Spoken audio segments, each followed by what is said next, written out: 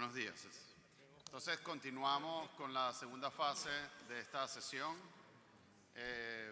Al igual que como en las primeras audiencias, la OEA prestó este espacio para que se escuchen la voz de las víctimas y tengan aquí un lugar para contar su historia. Para esto quiero llamar a Génesis Dávila, defensora de derechos humanos venezolana, presidente de Defiende Venezuela, para que nos ayude a presentar las víctimas que estarán aquí el día de hoy acompañándonos.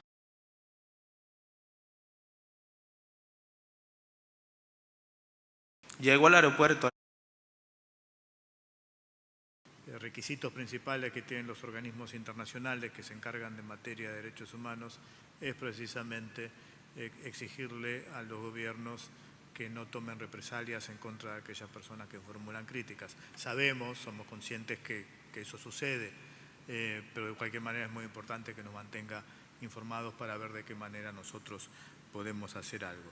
Así que creo que con eso nuevamente, sinceramente, le agradecemos muchísimo su precisa declaración, que realmente es muy útil y es lo que de alguna manera el panel ha estado viendo en las últimas investigaciones que hemos hecho. Y creo que con eso podemos pasar al próximo testigo. Nuevamente, muchísimas gracias por su presentación.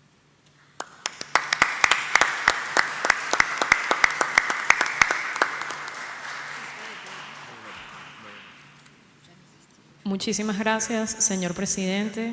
Muchísimas gracias, señora Olga González. Ahora procederemos a escuchar el testimonio del señor Jesús Alemán. Llamamos al señor Jesús Alemán a que pase al centro de la sala. El señor Jesús Alemán es un ex preso político y sobreviviente de tortura en Venezuela.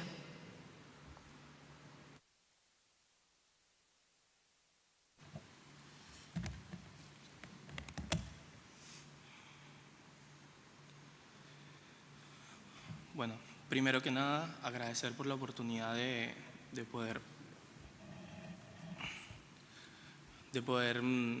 estar acá y poder dar testimonio de la impunidad que se vive en mi país. Mi nombre es Jesús Alemán, tengo 31 años. Empecé mi trayectoria como dirigente estudiantil teniendo tan solo 12 años. Este camino me llevó a estar preso, o mejor dicho, secuestrado por el SEBIN, que es la policía política de la dictadura, en 2 oportunidades, no sin antes intentar ejecutarme un 18 de febrero del 2014, un día donde todo el país entero estaba movilizado en nuestra búsqueda por la libertad. Fui arrodillado y apuntado en un callejón, pero el arma se le engatilló y la molestia lo llevó a golpearme con el arma hasta dejarme tirado. La primera vez que caí preso en manos del SEBIN fue en marzo del 2014, con tan solo 20 años de edad, por orden del gobernador del momento y actual ministro de Agricultura, Wilmar Castro Sotelo.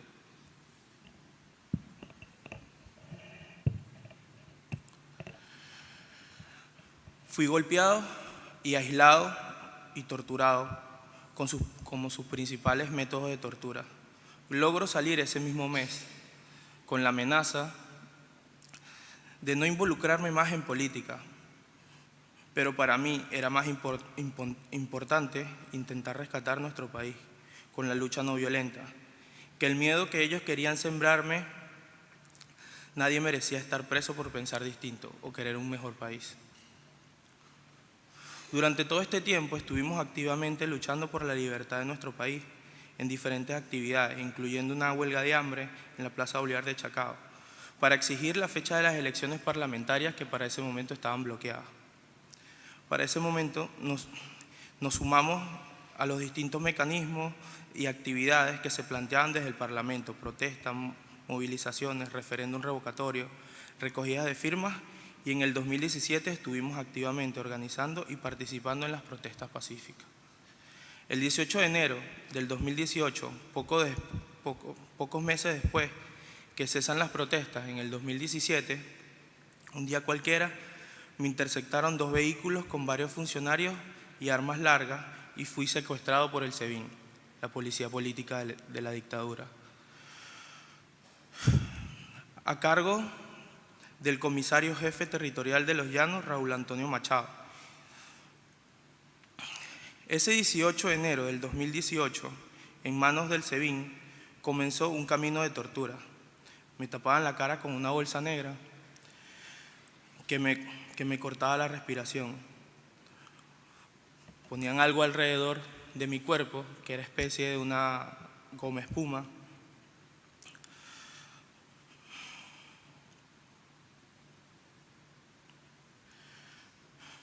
Con lo que presumía que era un bate. Me golpeaban la cabeza, me aturdían y esa faja también me la colocaban en la cara, en la cabeza, para golpearme, sin hablar de las torturas psicológicas, como que mi vida no valía nada. Me decían que cada aplauso que recibíamos en los mítines, en las marchas, en las concentraciones, en las protestas, lo iba a sentir en golpes.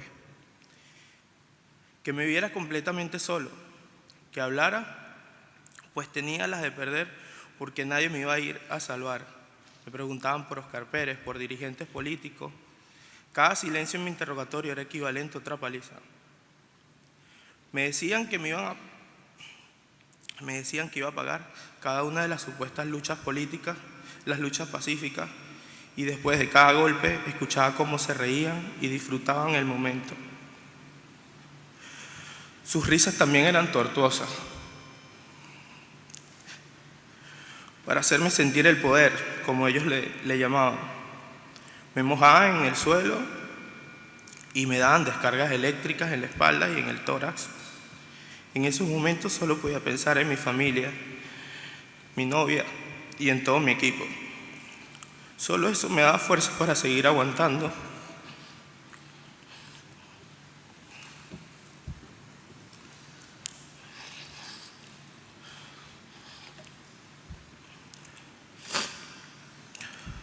Solo eso me daba fuerza para seguir aguantando. El resto del tiempo me dejaban completamente aislado en un pequeño cuarto con una permanente luz blanca, donde constantemente me cuestionaba el momento en el que iban a regresar, prefiriendo algunas veces que volvieran, porque me sentía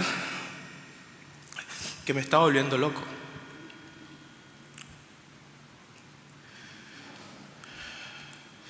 Sin saber si alguien sabía de mi paradero, ni mi familia sabía de mi estado físico, aunque mi madre dormía en la calle fuera del SEBIN y yo no lo sabía. Violando todos mis derechos, me presentan a la semana en los tribunales. Solo allí entendí que caí preso por segunda vez. Ellos no solo me acusaban de ser activista político, sino que también me incriminaban en delitos que no cometí, utilizando todo el sistema judicial, falsificando pruebas, falsos testimonios y manejando todos los cuerpos policiales a su antojo.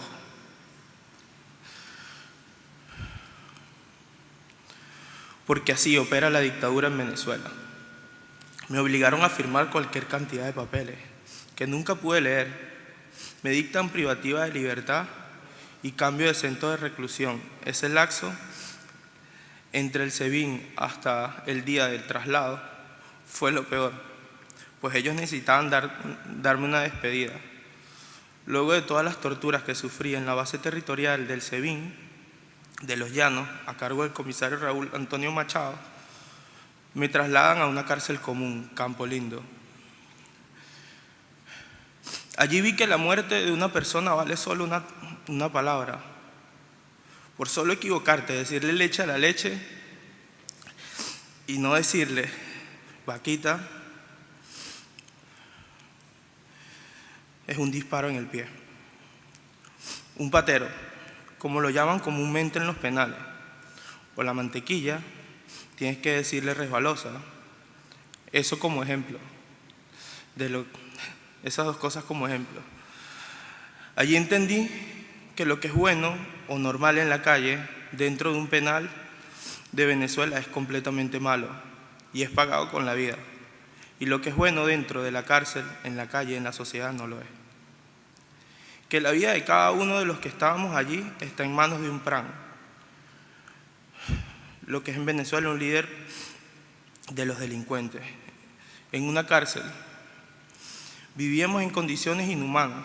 Todas las necesidades fisiológicas o aseos, cuando eran permitidas, las hacíamos a través de un ducto que colapsaba y llegaba el agua hasta las pantorrillas. Me enfermé con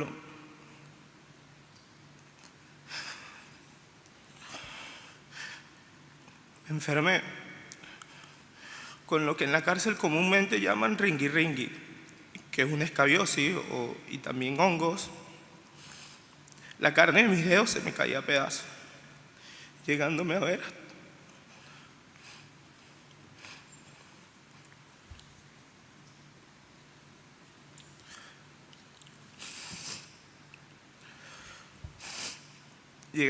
hasta los tendones de mis dedos de los pies. Me limitaba a caminar, no podía caminar. Me negaron en todo momento asistencia médica solicitada por todos los mecanismos regulares y hasta solicitada por el Colegio de Médicos. Las condiciones sanitarias eran deplorables, había más de 40 casos de tuberculosis. Dormía al lado un exfuncionario policial que cada vez cuando salía por las noches, en complicidad de la dictadura, y ajusticiaba a quien estuviera en una lista. Eran los sicarios de la dictadura. Yo no dormía porque en ocasiones en la noche me mandaban a tirar gas lacrimógeno en la parte donde me encontraba y me gritaban: aguanta, guarimbero.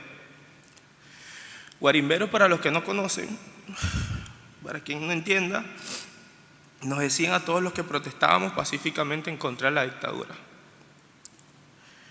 Un claro mensaje de alerta.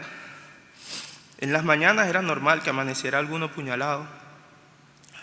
También viví un motín donde presencié cómo el custodio que intentó resguardarme le dieron un disparo en la cabeza y yo caí con él sin saber si yo tenía otro también.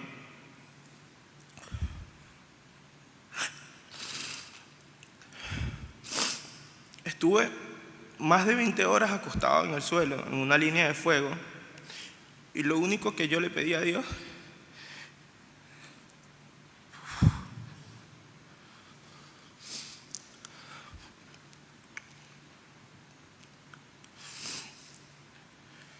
era que no fuera a explotar una granada cerca de mí, que si moría, pedía morir entero, y al levantarme y ver que a mi alrededor habían quedado 3 granadas sin explotar, supe que Dios me escuchó y estuvo allí conmigo. Al terminar toda esta locura, aún preso, la dictadura, a través de la viceministra de Asuntos Penitenciarios, la fiscal superior, el director de Seguridad Ciudadana del Estado, me plantean 3 escenarios. Una era la posibilidad de salir del país sin poder volver más nunca. Cualquiera de las opciones que implicara quedarme, sabía que significaba volver a la tortura, el aislamiento y hasta la muerte. Una mañana inesperada, me sacan del centro de reclusión y me llevan a los tribunales y me hacen firmar unas medidas cautelares de prohibición de salida del Estado, prohibición de salida del país y régimen de presentación. Esa era la garantía para la dictadura de que no pudiera volver. Hasta el 27 de julio del 2018 me expatrian de mi país, Venezuela. Llego al aeropuerto Arturo Michelena de Valencia, Carabobo, a 200 kilómetros de mi ciudad. Y ya esperando en la fila de embarque para montarme en el avión, se me acercan unos funcionarios del SEBIN, que es el Servicio Bolivariano de Inteligencia Nacional, y me llevan. Al mismo tiempo que retrasan el vuelo, ejerciendo todo su poder con un supuesto control de droga, para que no perdiera el vuelo. Me sacan del aeropuerto en una patrulla sin explicación alguna. Ni mi familia ni yo entendíamos lo que estaba pasando. Pero esto no era más que una última advertencia. Me dijeron que ya me había salvado en 2 oportunidades y que una tercera no la iba a poder contar, porque me matarían directamente y que la muerte iba a ser de tal forma que me desaparecerían, que me iban a cortar en pedazos y jugar con mis órganos, haciendo este gesto con las manos, diciendo que mis órganos iban a salir entre sus dedos.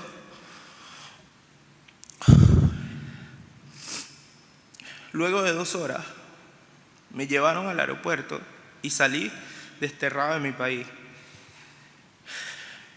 Ya había violado mis 3 medidas cautelares. Este gesto me robó el sueño, me mantuvo con miedo y me atormentaba. Estando en el exilio, ese Jesús no podía dormir, que en ocasiones no sabía si estaba muerto o en una pesadilla. Ese joven despertaba en las calles o en una parada de autobuses, hasta en ropa interior, deambulando y sonámbulo y aterrado. Siempre tuvo este gesto en mi cabeza. Pero este gesto también es la dictadura que le arranca el corazón al pueblo y a las familias venezolanas. Para darle miedo y someterlo al hambre, someterlo a la necesidad, a la represión, a la tortura, a la muerte y a la falta de libertades.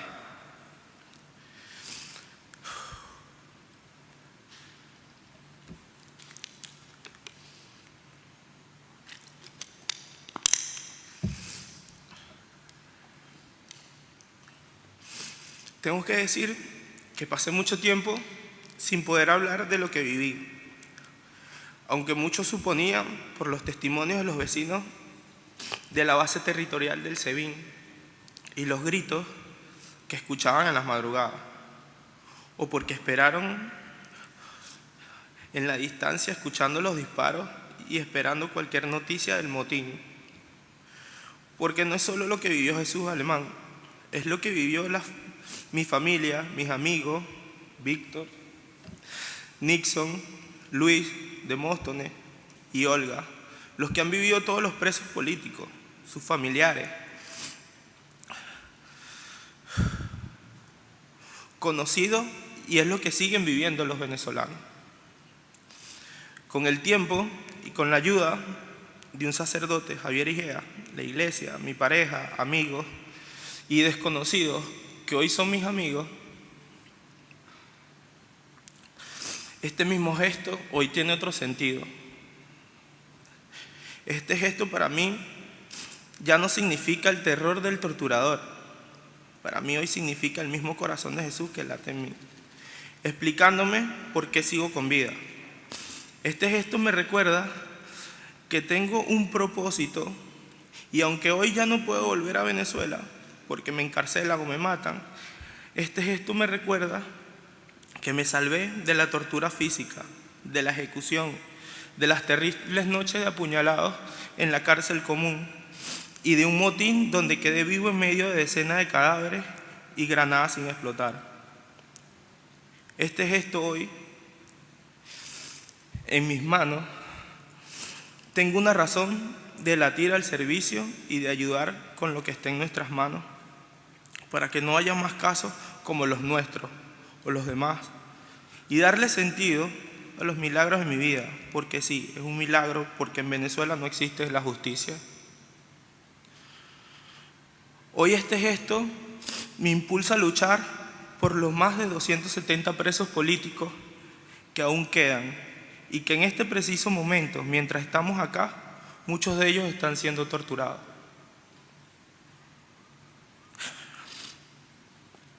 Este gesto me lleva a acompañar a la familia de los presos políticos que son torturados, a los que le niegan la visita por meses y años. Allí, este gesto late. Este gesto late para dar mi testimonio y agradecer la vida, la libertad, aunque sea fuera de mi amada tierra, para agradecer la luz del sol, el aire puro y el abrazo de mis seres queridos. Este gesto late como recordatorio de la razón de servir y luchar por Venezuela, incluso desde el destierro. Este gesto late porque cuando puedo dormir en paz, a pesar de las cicatrices del pasado, porque estoy concentrado en el presente y puedo reconocer el milagro de estar vivo, pero este gesto late no gracias a la dictadura de Nicolás Maduro, sino a causa de que entendí que aunque me sienta vulnerable, hay que alzar la voz por los que siguen allá.